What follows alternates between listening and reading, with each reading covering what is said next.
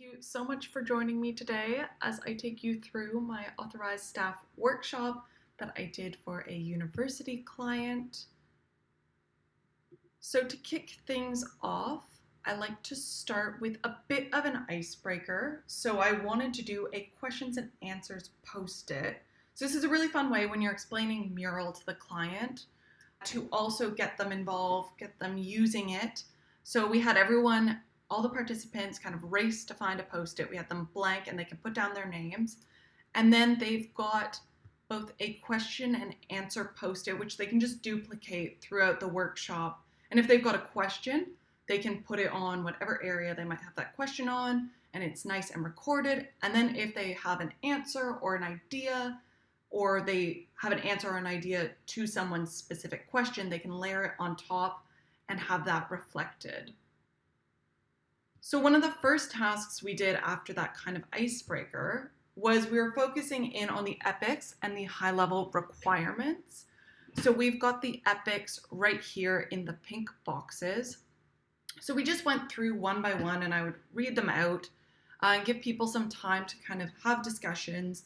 And we had also put down any questions we would have or any ideas on those epics. And it was also important to just remind people of the different users. So we made sure that we included the permissions level over here. And then our second activity, we looked at some of our early wireframes and we got people to comment on them. So for instance, we went through this taught academic preliminary wireframe and we had these early designs and we would get people to comment on them, and there was lots of really great discussion.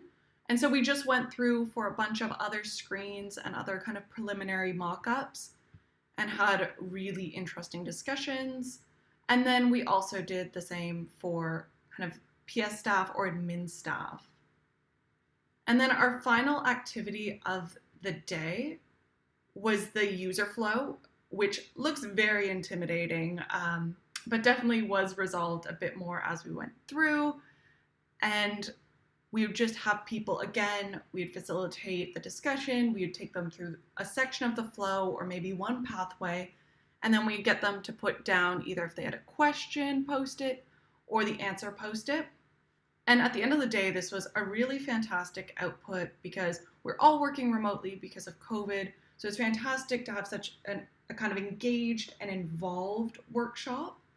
And it was also really lovely using the time boxing tool as well. If we would go through some tickets and then we give people the time on a little timer to write any of their questions or answers. And it was really great because you hear from some of the more quiet people as well, because everyone has a post-it so they feel represented. So it's also creating that kind of stakeholder engagement and buy-in and allowing them to iterate on the solution. So there we have it, a walkthrough of the workshop we did for the university client with all the various activities. Thanks so much for watching.